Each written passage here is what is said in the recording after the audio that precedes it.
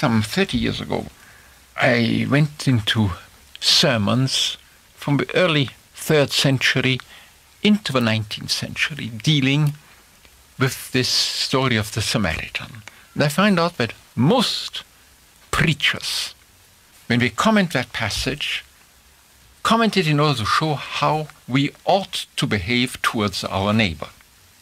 Where in fact, this is the opposite of what Jesus, who tells that story of the Samaritan, wanted to point out. The Pharisees came to ask him, "Master, teacher, tell us, who is my neighbor?" They didn't ask him how does one behave to one's neighbor. They asked him point blank the question, who is the guy whom you call neighbor? And he, as a story told them, a man was going down to Jericho, fell among the robbers, was beaten up, and left wounded.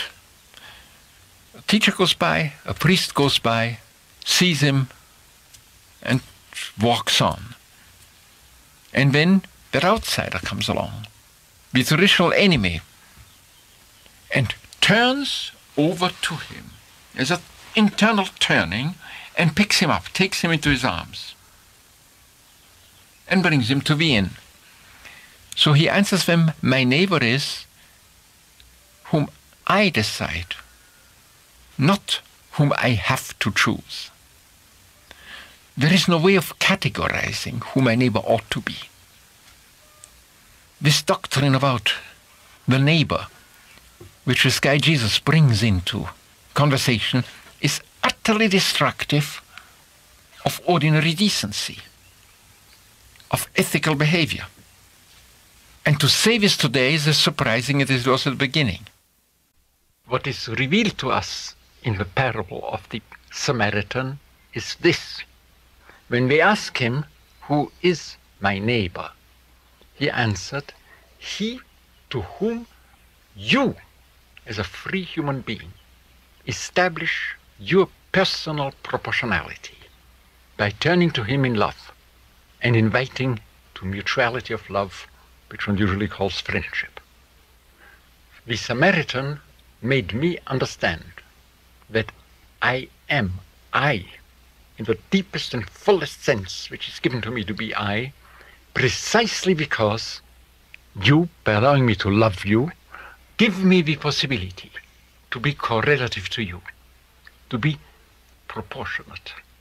I see, therefore, in love, hope, and charity, the crowning of the proportional structure in the full old sense, the proportional nature of creation. Nothing is what it is except because convenit. It fits. It is in harmony with something else. And I am free to choose with whom, or better, to accept from whom I want, from whom I let myself be given the possibility of loving. The Samaritan, therefore, the call of the Samaritan, charity, agape, does not destroy, but elevates proportionality onto a level which formerly was not perceived. It goes beyond Plato and Aristotle and beyond the Greek mysteries.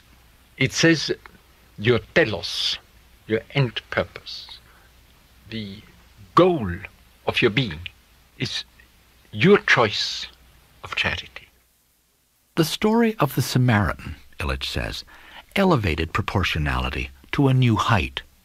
He used the same term earlier in relation to the idea of contingency, which, he said, elevated nature to a new, if fragile, dignity as God's continuous creation. And the same, he argues finally, can be said of the Christian view of the body, which is implied in the doctrine of the resurrection of the dead. It makes possible the destruction of traditional body images, but it is, in itself, a glorification of the body. His text is a scene described in the Acts of the Apostles, in which the Apostle Paul preached the resurrection of the body to an assembly of Athenians. Paul gave this speech which seemingly appealed to Athenians, the most civilized people, as I would say. The agora was, well, I'm speaking really as a adoptive New Yorker, something like Washington Square.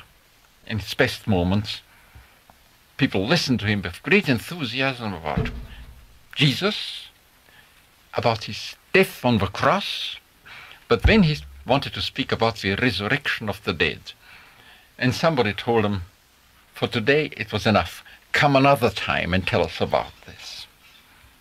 Paul speaks about something which even the Athenians don't want to listen to. Come back another time. They were delicate people, decent people, well-educated people.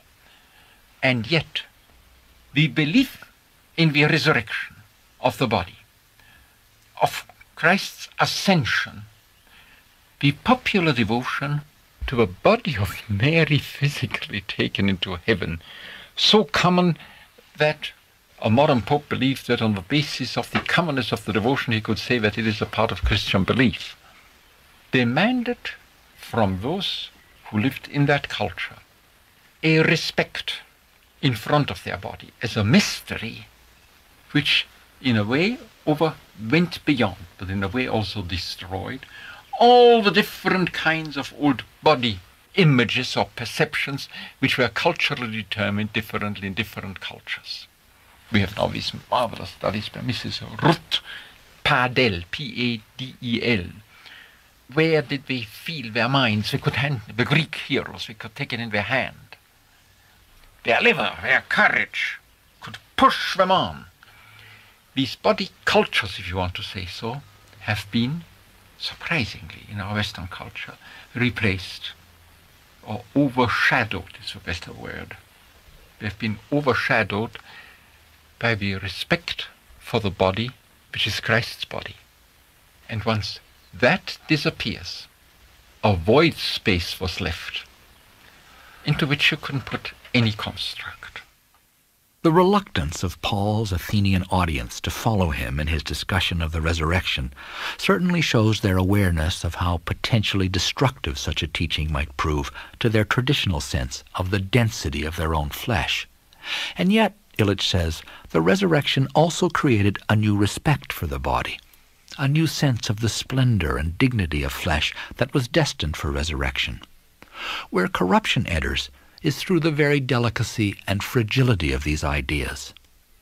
The idea of contingency, which asserts God's care at every instant of existence, collapses into an assertion of human sovereignty, and the resurrected body of Christ, when it is no longer experienced as comprehending all bodies, leaves what Illich calls a void space, an absence in which no body can be made to fit.